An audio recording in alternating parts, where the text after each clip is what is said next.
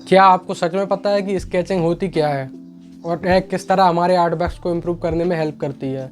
अक्सर beginner artists realistic art works को ही sketching समझते हैं। उनको पता ही नहीं होता कि स्केचिंग एक्चुअल में होती क्या है और किस तरह से हम इसको करते हैं और कैसे यह हमारे आर्ट वर्क्स को इम्प्रूव करती है, कहाँ कहाँ पे हम इसका यूज़ कर सकते हैं। और भी चीज़ें जो उनको पता ही नहीं होती, वह बस यूट्यूब पर अलग अलग चीज़ों पर देखते हैं कि लोग रियलिस्टिक आर्ट वर्क कर रहे हैं, तो है उसके पीछे का जो प्रोसेस है उसको ही नहीं समझते हैं और उसी को स्केचिंग मान लेते हैं। सबसे पहले आपको यह समझना ज़रूरी है कि एक रियलिस्टिक आर्ट वर्क और स्केचेस दोनों अलग अलग चीज़ें हैं। रियलिस्टिक आर्ट वर्क्स को हम फाइनल वर्क भी बोलते हैं।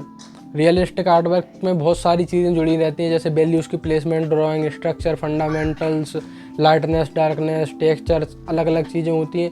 जब हम इन सबको कॉम्बिनेशन करके एक आर्ट वर्क बनाते हैं, उसको हम स्केच नहीं बोल सकते, उसको हम फाइनल वर्क बोलते हैं। स्केचिंग का बेसिक मतलब है कि हम कम टाइम में सामने जो चीज़ें हमारे जो रेफरेंस है उसका फील ला सकें, उसको हम स्केचिंग बोलते हैं।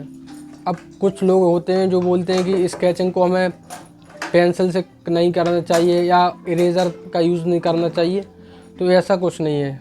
बस हम जब स्केचिंग करते हैं तो उस टाइम पे हम जो सामने चीज़ है उसका फील कितने कम टाइम में कैप्चर कर पा रहे हैं और कितने सही तरीके से कैप्चर कर पा रहे हैं, उस चीज़ को हम स्केचिंग बोलते हैं। स्केचिंग में अब यह नहीं है कि आप 5 मिनट या 10 मिनट में ही बनाएं, उसकी भी एक टाइम लिमिट होती है। कि जैसे कि कई बार हम कोई फिगर बना रहे हैं तो उसमें जब हम ज़्यादा डिटेलिंग्स करते हैं, मतलब उसको ज़्यादा अच्छे से ऑब्जर्व करके उसमें हैचिंग वगैरह ऐड करते हैं, तो उसमें कई बार हमें 15 मिनट या 20 मिनट भी लग जाते हैं। कई बार हम केवल उसका स्ट्रक्चर बना के ही छोड़ देते हैं।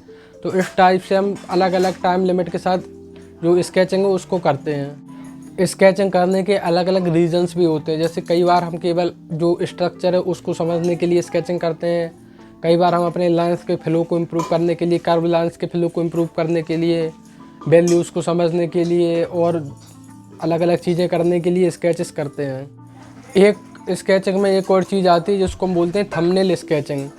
इस चीज़ का यूज़ तब होता है जब हम कोई फाइनल आर्ट वर्क, कोई बड़ी पेंटिंग बनाते हैं, तो उस टाइम पे हम कुछ थंबनेल स्केचेस करते हैं ताकि हम उस चीज़ को देख सकें कि जब हम फाइनल पेंटिंग बनाएंगे तो वह चीज़ फाइनल पेंटिंग में कैसी लगेगी। तो उसके लिए हम छोटे छोटे स्केचेस बनाते हैं ताकि उस चीज़ को हम समझ पाएँ कि कौन सी चीज़ अच्छी लग रही है, कौन सी यहाँ पे सही लगेगी, कौन सी कहाँ पे रखें। इस सारी चीज़ों को हम समझ के बनाते हैं। जब हम डेली स्केचेस करते हैं तो उससे हमारी लाइन क्वालिटी, चीज़ों को कैप्चर करने की जो एबिलिटी है वह इम्प्रूव होती है। और जब हम फाइनल आर्ट वर्क बनाते हैं तो उस टाइम पे ये चीज़ें हमारे लिए काफ़ी हेल्पफुल होती हैं।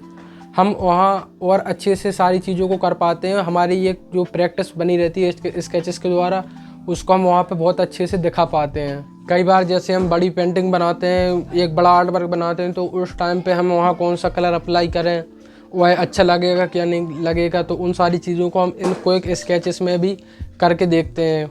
ऐसा नहीं है कि हम स्केचिंग में केवल पेंसिल से ही या पेन से ही ड्रॉ करें और उसको करके बस देखें। हम उसमें कलरिंग वगैरह भी ऐड करके देखते हैं कि कैसे वह चीज़ अच्छी लग रही है, कैसे क्या हम कर सकते हैं। स्केचेस का मेन मोटिव ही यह होता है कि हम चीज़ों को सीखें, उनको ऑब्जर्व करना सीखें, उन्हें जल्दी से कैप्चर करना सीखें, और यह चीज़ हमारी इम्प्रूवमेंट में काफ़ी हेल्प करती है। जब हम डेली क्विक स्केचेस करते हैं तो उससे हमारी जो फ्री हैंड ड्राइंग है वह भी काफ़ी हद तक इम्प्रूव होती है। अब लोगों के माइंड में यह भी सवाल आता है कि क्विक स्केचिंग में हमें क्या बनाना चाहिए। तो क्विक स्केचिंग में हम कुछ भी बना सकते हैं। जैसे हमारे सामने बोतल पड़ी है, हम उसको बना रहे हैं, कोई मोबाइल में फिगर आ गया या कोई सामने पर्सन है उसको बना रहे हैं, कहीं बोतल रखी है, टंकी रखी है, गेंद रखी है, बल्ब रखा है, सामने पेड़ है उसको बना रहे हैं। ऐसी कोई भी चीज़ हो जो हम बस देख रहे हो सामने, चाहे वह मोबाइल के थ्रू हम करें या फिर सामने लाइव चीज़ों को करें, स्केचिंग हम किसी भी चीज़ की कर सकते हैं। ऐसा ज़रूरी नहीं है कि हमें केवल ये पर्टिकुलर सब्जेक्ट की स्केचिंग करनी है। हम अपना खुद का स्टिल लाइफ सेटअप भी लगा सकते हैं, उसकी स्केचिंग कर सकते हैं। अब लोगों के माइंड में यह क्वेश्चन आता है कि हमको तो पोर्ट्रेट ड्राइंग करना है, फिर हम यह कोई स्केचेस क्यों करें, हमें क्यों करना चाहिए, ये हमारे क्या काम के हैं। तो आपको यह समझना होगा कि हम चाहे पोर्ट्रेट ड्रॉ करें, लैंडस्केप ड्रॉ करें या फिर कोई फिगर स्केचिंग करें, स्टिल लाइफ करें, कुछ भी करें, वहाँ जो बनाने का प्रोसेस है, जो लाइन्स, एंगल्स, प्रपोर्शंस है, उनको हम कैसे देख रहे हैं, ऑब्जर्व कर रहे हैं, ड्रॉ कर रहे हैं, हमारा हैंड आई कोऑर्डिनेशन क्या है, कहता है, ये सारी चीज़ें सेम ही रहती हैं। तो जब हम कोई के स्केचेस करते हैं तो उस टाइम पे हमारी आँखों की जो चीज़ों को देखने की एबिलिटी है वह बढ़ती है, और हम चीज़ों को जल्दी से ऑब्जर्व करके उसको सिंप्लीफाई करके ड्रॉ कर पाते हैं। और हम उसको जितने अच्छे से ड्रॉ कर पाते हैं उससे हमारा हैंड आई कोऑर्डिनेशन भी बढ़ता है कि हम किस तरह से चीज़ों को देख के उसको बना पा रहे हैं। अब एक और चीज़ जो लोगों के माइंड में आती है कि हमको कितने टाइम स्केचिंग करनी चाहिए, कितनी देर तक स्केचिंग करनी चाहिए।